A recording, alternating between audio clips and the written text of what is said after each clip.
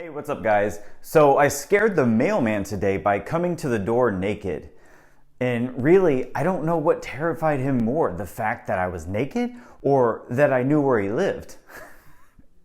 And then I asked why he still works as a mailman despite having to take a beating from all the politicians. And he said, well, Jason, it's not about the money, it's more about sending a message. Anyway, the other day I was talking to a client who began sending postcards to her database after taking an extended break. And the person I mentioned this to asked why the agent would go to the expense of sending paper when you can just post on social. I mean, isn't that an outdated way to communicate? Well, I'm on my client's mailing list, and I sent her a text message when I got the postcard from my mailbox. I was excited to see her face, and it showed up as a pleasant surprise in my afternoon. And she told me how she was getting text messages all day from her database as they retrieved their mail. Now, part of the reason she was getting those messages is because she hadn't sent postcards in a while. And if she continues, they'll become routine and people will stop commenting on them. But that doesn't mean that they won't generate business. It just means that the novelty will once again wear off as people come to expect them. But there's one thing that you can do that will never lose its impact and is more relevant today than ever. You can take the time to send a handwritten note.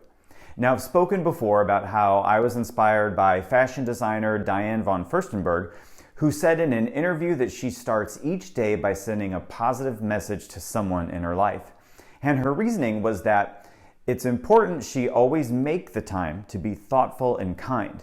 Now, for years I've followed Diane's advice and sent personal notes daily, but I stopped in March when the world went a bit nuts. Then last night, I watched The Social Dilemma on Netflix and got re-inspired to bring back some old habits. Social media already had us all compromised and addicted. And the pandemic and election have only made things worse, in my opinion.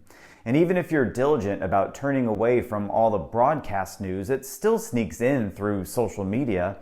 And today I found myself feeling nostalgic over this meme that I saw. Yes, I saw it on Instagram, but it recalled the good old days of Friday nights at Blockbuster. Remember those days? Get 2 movies, then that would last the whole weekend and you're good, right? Now, I don't think I'm alone here, and that's where your opportunity is for at least the rest of the year. If you're interested in building upon relationships and continuing to generate business through what will certainly be the most intense and distracting quarter of 2020, then old school is what will break through.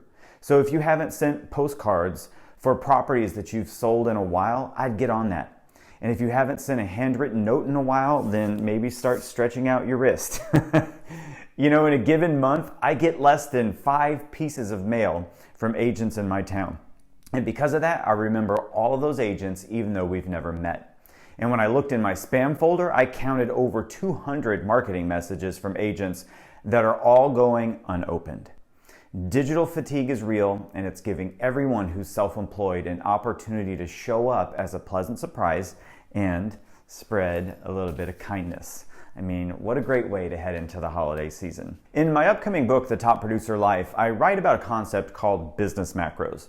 2 of those macros are mindset and marketing tactics. And almost everything falls into one category or the other, but a handwritten note is one of the few things that helps us all maintain a positive, grateful mindset and serves as a durable and effective marketing tactic. So here's my challenge. Send 10 handwritten notes by next Sunday and then let me know what happens in your practice.